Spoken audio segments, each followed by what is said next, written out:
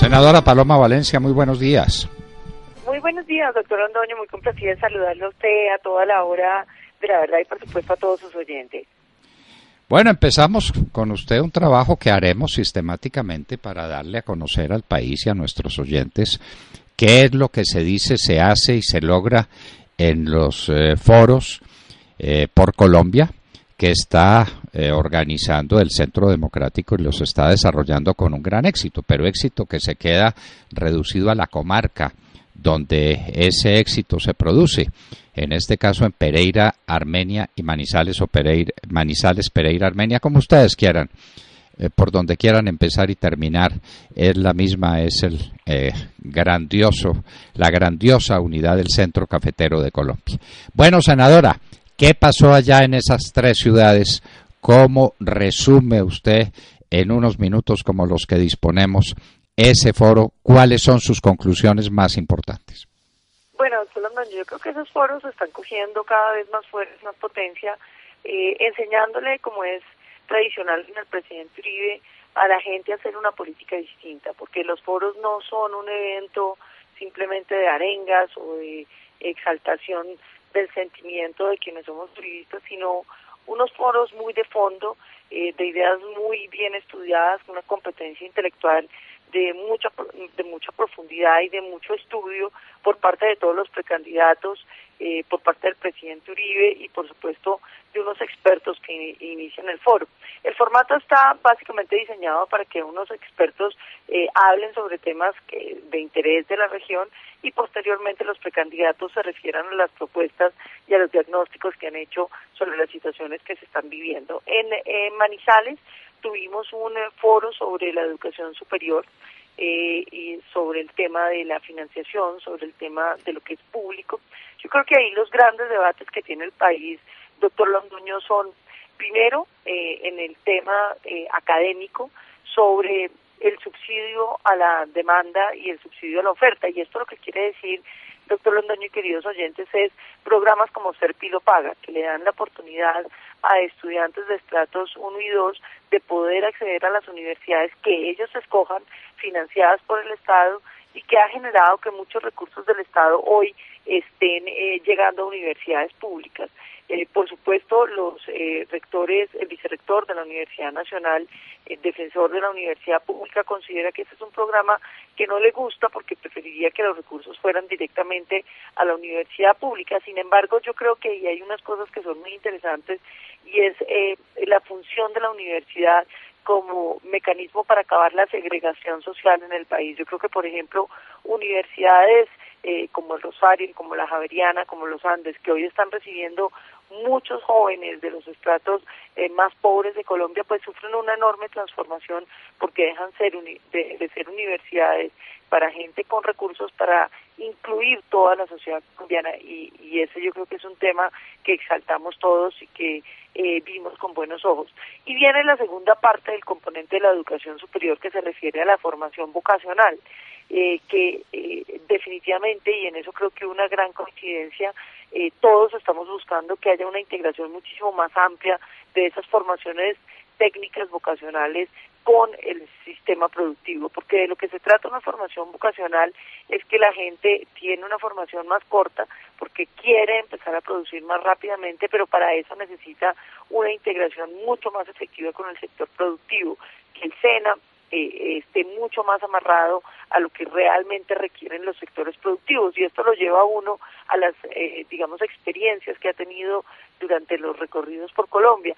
Por ejemplo, todo el tema de la confección en Ibagué se queja de que los operarios que saca el SENA pues están formados con unas máquinas viejas que no tienen, digamos, las técnicas y las maneras que hoy están de punta dominando la industria de la confección, y entonces pues son simplemente operarios que reciben pero que ellos tendrían que volver a formar. ¿De qué se trata? Nosotros tenemos que buscar una integración real de toda la formación vocacional para que esté casi que integrada de manera automática con las empresas para que realmente forme el tipo de profesional, de técnico que están requiriendo. Y ahí nos lleva a la conclusión de que la orientación del presidente Uribe, no solo de crecer el SENA, sino de buscar todos los contratos de aprendizaje que fueron definitivos en el país para enganchar a la gente laboralmente y para darle oportunidades, pues tenemos que repetirlos y que es un modelo que funciona y que está inspirado, digamos, en todo el modelo alemán, donde la gente no solamente escoge desde muy temprana edad si va a tener una formación técnica, tecnológica o académica, sino que va enganchado con el sistema profesional cuando elige esas vocacionales. Y eso nos lleva también a la necesidad de plantear, y eso lo resaltaba Rafael Nieto también, el tema de que nosotros necesitamos mayor formación en sectores que nos interesan como el agropecuario,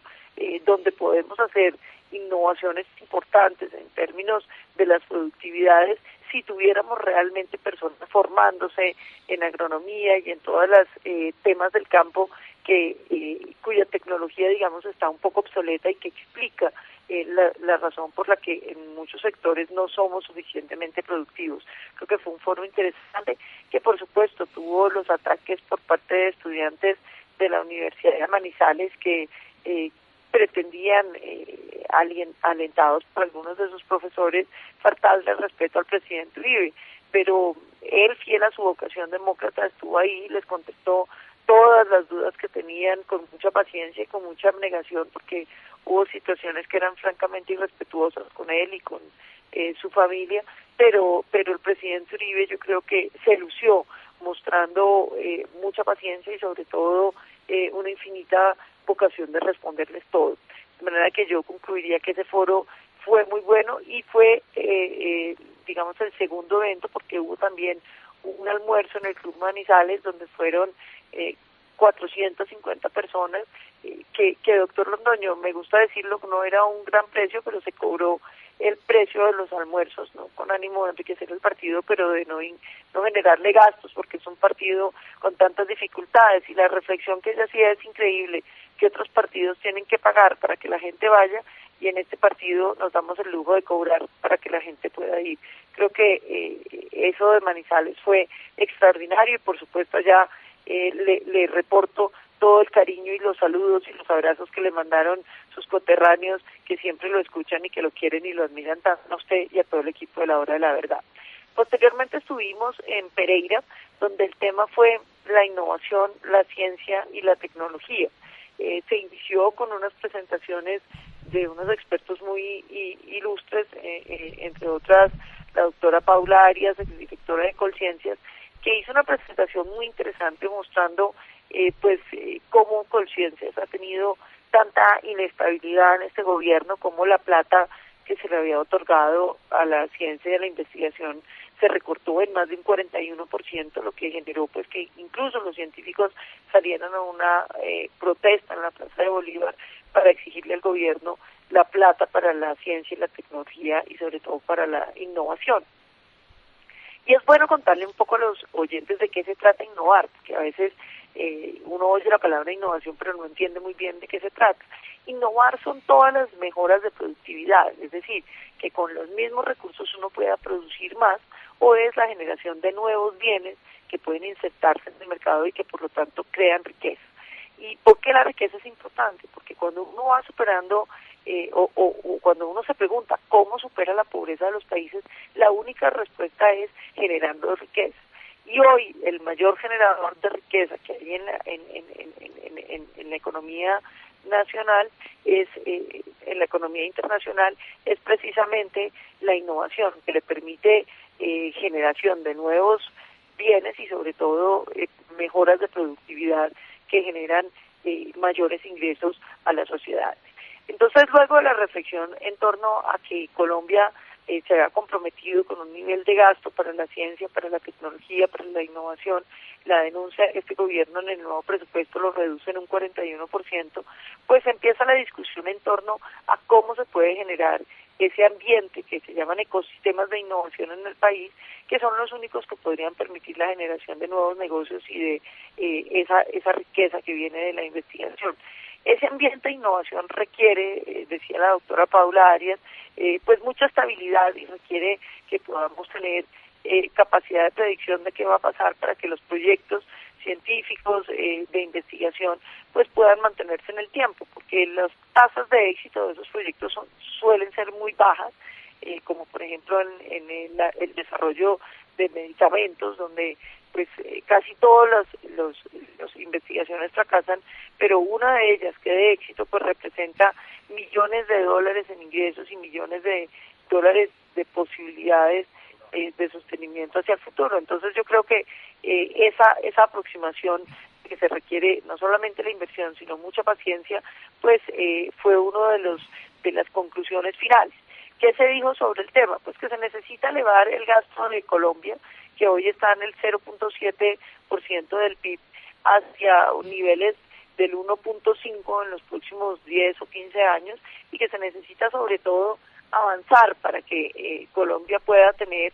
mayores niveles de independencia por parte de Colciencias, que en este gobierno fue cooptado por los OCATs, que convirtieron la plata de ciencia y tecnología en muchos casos en simplemente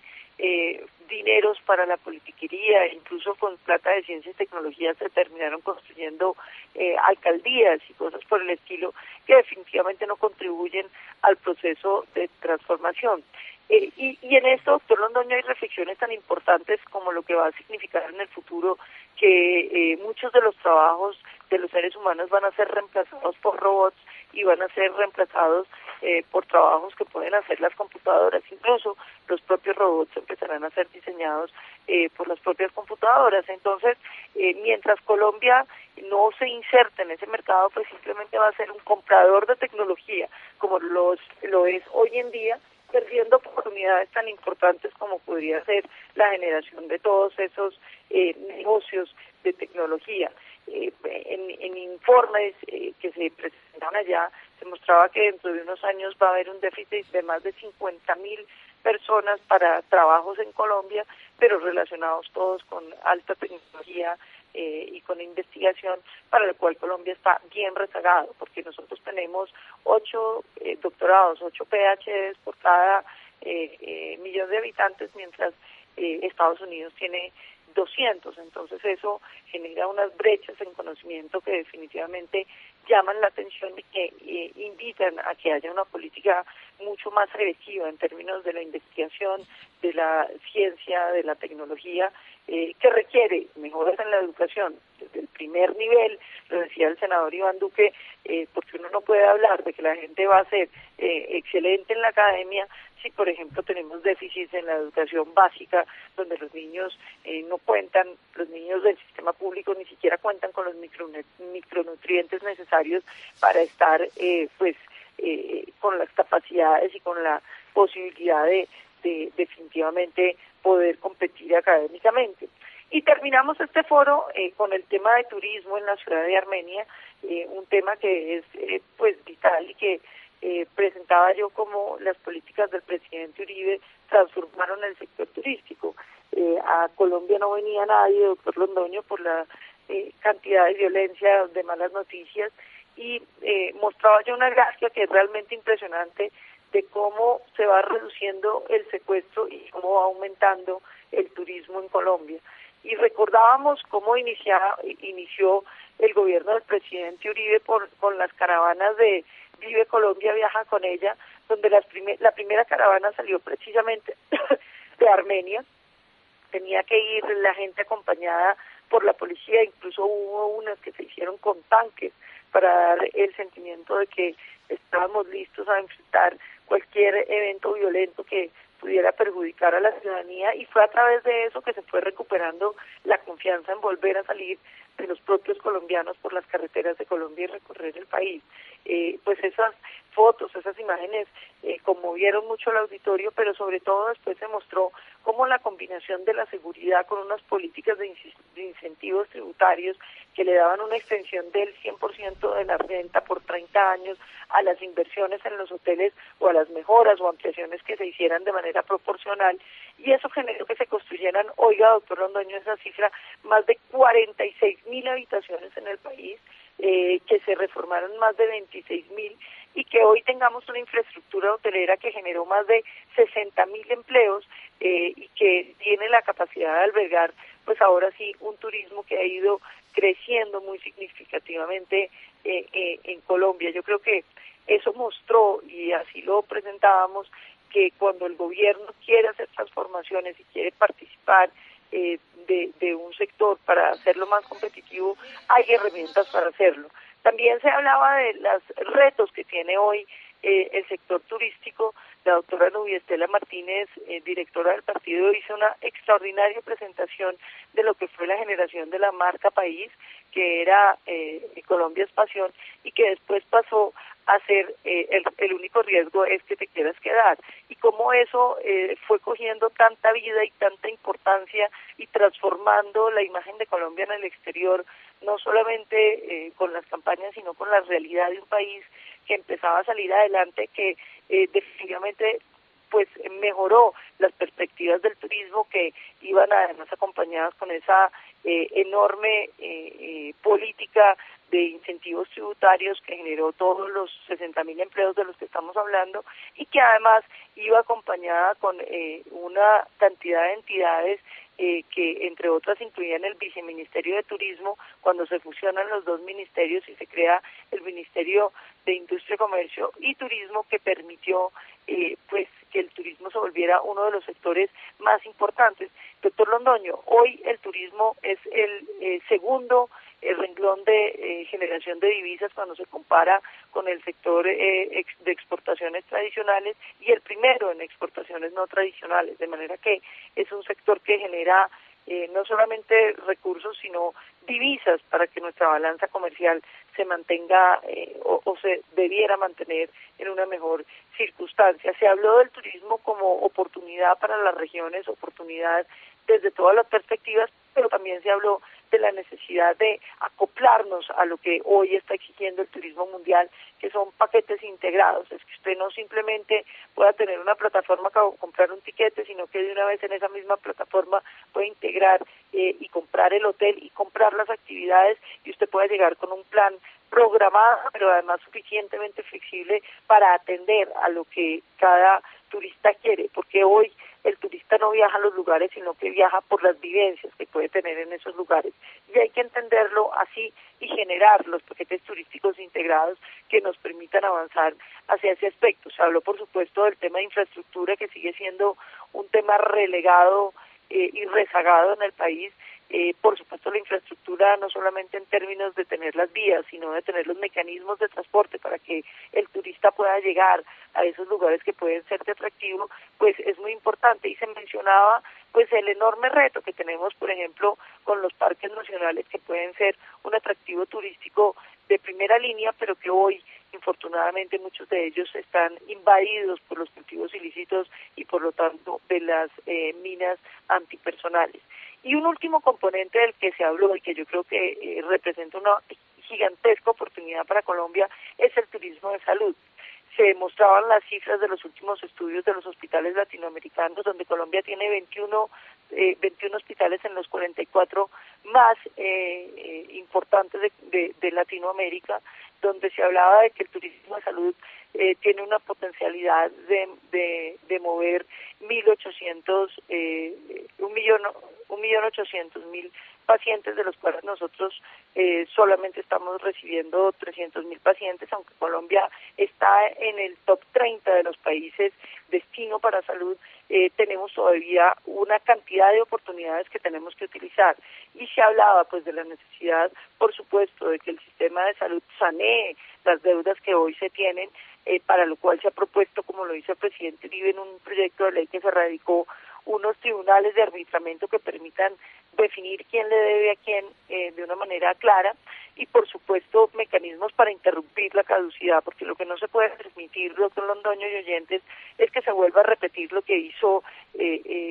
Saludcop en manos del gobierno, que fue tratar de prescribir todas las deudas que se tenían con los hospitales y clínicas para no tener que pagarlas, y eso ha ido quebrando los hospitales y clínicas del país. Se habló de la necesidad de generar incentivos tributarios, incluso revisar las normas sobre las zonas francas de salud para que podamos generar la infraestructura hospitalaria que se requiere, y sobre todo la necesidad de formación de mayores profesionales. Colombia tiene 0.7 enfermeras por cada 1.000 habitantes y tiene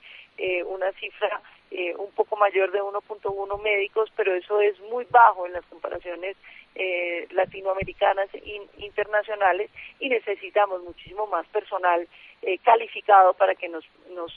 podamos embarcar en el turismo de salud, que puede ser uno de los grandes destinos. Por cada dólar que se gasta en un tratamiento, se gastan $5 adicionales en todo el sistema, y además hay la enorme oportunidad de que todos esos tratamientos incluso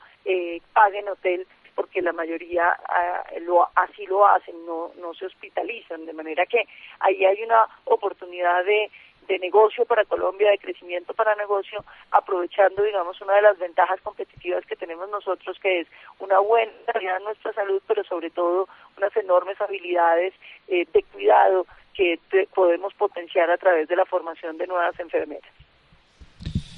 Bueno, senadora Paloma Valencia, una presentación más clara y más directa de temas que son fundamentales para el porvenir del país. Todo esto, desde luego, depende de los niveles de seguridad que el país tenga. Cualquiera de esos temas fundamentales depende de ese asunto básico. La seguridad es un valor fundante, es decir, está en el cimiento de toda la construcción del edificio social, y por supuesto del que me parece será el tema de los temas para el próximo debate electoral: la economía. Con una economía desfondada, vuelta a pedazos como la que tenemos, será muy difícil hacer desarrollos científicos y tecnológicos, será muy difícil tener educación de alto nivel, será muy difícil inclusive promover el turismo si no tenemos con qué.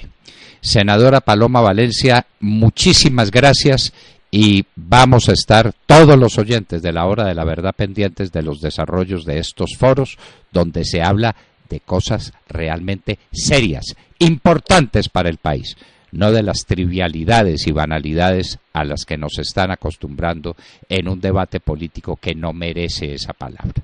Senadora Paloma Valencia, muchísimas gracias por estar con nosotros en la Hora de la Verdad. Muchísimas gracias a usted, doctor Londoño, y por supuesto, usted tiene toda la razón. Todo eso está condicionado a que no permitamos que este gobierno siga avanzando en la entrega del país a los violentos, porque de esa manera pues no habrá posibilidades de construir ningún futuro para Colombia, porque